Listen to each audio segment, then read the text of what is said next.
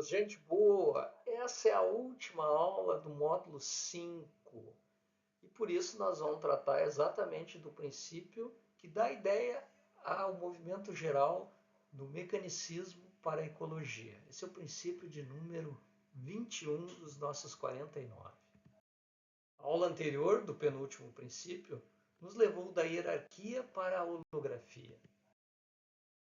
Nesse nós vamos ver definitivamente da máquina para a ecologia. Somando todos os princípios, nós temos uma noção mais ampla do que significa abandonar a ideia de que o mundo é uma máquina para abraçar cada vez mais a ideia de que o mundo é um grande sistema ecológico. O Consultando o Aurelião de hoje, como nós lá naquela primeira aula do nosso módulo, a gente já viu a etimologia de mecanicismo e de ecologia, hoje nós vamos ver apenas uma ideia, a ideia de vitalismo, porque ela é importante no meio dessa passagem do mecanicismo para a ecologia. O vitalismo foi uma doutrina formulada por cientistas europeus, especialmente em meados do século XVIII e meados do século XIX, ou seja, ali entre 1700, os meados de 1700 e os meados de 1800, e que defendia a ideia de que os fenômenos relativos aos seres vivos, por exemplo, evolução, reprodução, desenvolvimento e todos os termos relacionados à evolução, às noções darwinistas, às ideias da nova biologia, seriam controladas por algum tipo de impulso vital de natureza imaterial e que seriam diferentes das forças físicas e das interações físico-químicas conhecidas da biologia mecanicista. Então, há um movimento de se, abre aspas, rebelar contra essa noção mecanicista da vida. E os vitalistas diziam, existe algo a mais, existe uma noção, uma energia fundamental. Né? E o conjunto de conceitos e princípios filosóficos que surgiu de então, ele se caracteriza por definir a especificidade do fenômeno biológico em oposição a esse pensamento materialista mecanicista anterior, afirmando a existência de uma força vital, ainda que não possível de ser determinada ou detalhada, que atualiza uma antiga concepção grega medieval de alma. Né? Então, assim, vitalismo vem do latim vitalis, concernente à vida. E toda vez que a gente vai se referir à vida, está sempre associado uma noção de alma, uma noção de, entre os gregos, de pneuma, do sopro da vida. Vida e o sopro da vida, pneuma, que é como se uma entidade transcendental tivesse feito o sopro da vida, que tivesse criado a vida como nós a conhecemos. Existem inúmeras tradições filosóficas e religiosas, obviamente, que discutem sobre isso, mas o cartesianismo quis varrer todas essas noções, acreditando que o que ocorre com os sistemas vivos é facilmente explicável por noções mecanicistas. Não é preciso um fantasma na máquina ou noções de deuses para explicar os fenômenos no mundo.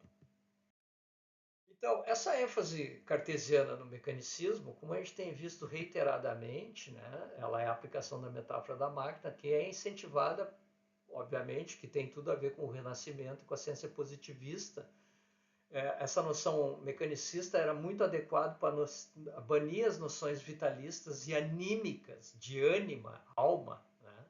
Pneuma, do grego, e ânima, do latim, né?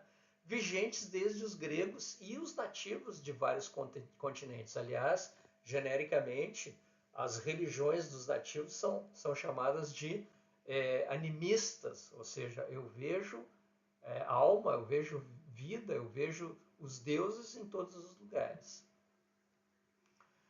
Com o mecanicismo, os deuses e qualquer explicações transcendentes a respeito do universo são dispensadas, então elas não só não eram bem-vindas, como elas de fato foram dispensadas. Né?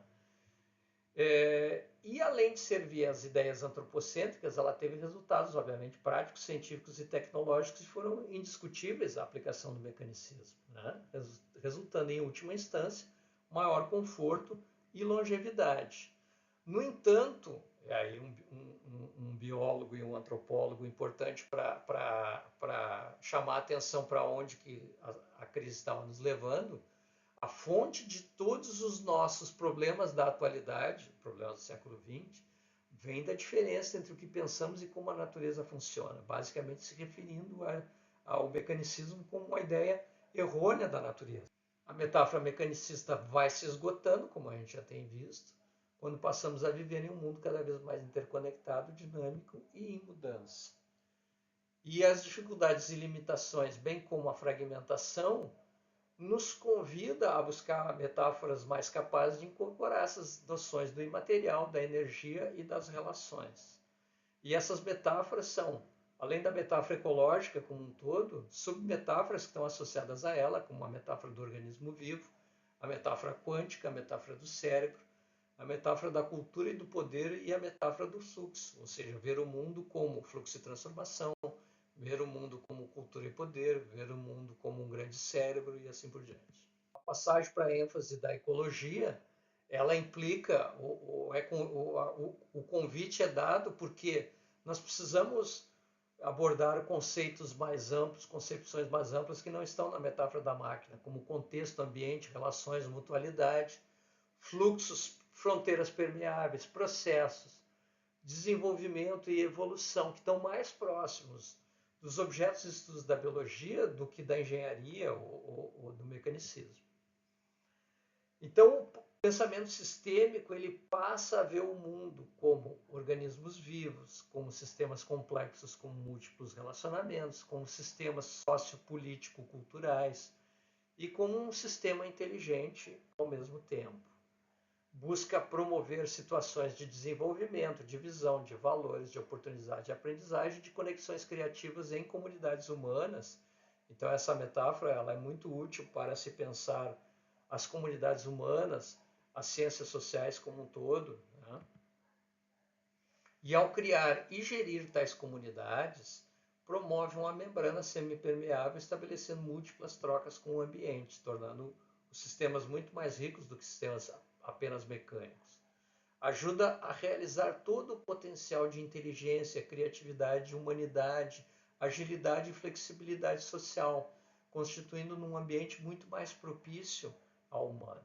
E a história dessa passagem ela é muito profundamente influenciada pelo desejo, pela busca dos biólogos vitalistas desses séculos XVIII e XIX, que insistiam em declarar que alguma entidade ou força não física precisava ser acrescentada para compreender a vida, mas quem resolveu esse quebra-cabeça foi exatamente de uma maneira assim muito caminho do meio, foram os biólogos organísmicos, porque eles acreditavam que esse ingrediente adicional dispensava ser uma entidade transcendental e poderia ser uma entidade imanente que veio a ser chamada de padrão de organização ou relações organizadoras. É no padrão de organização ou nessas relações organizadoras que se estabelece a dinâmica, que se estabelece a vida,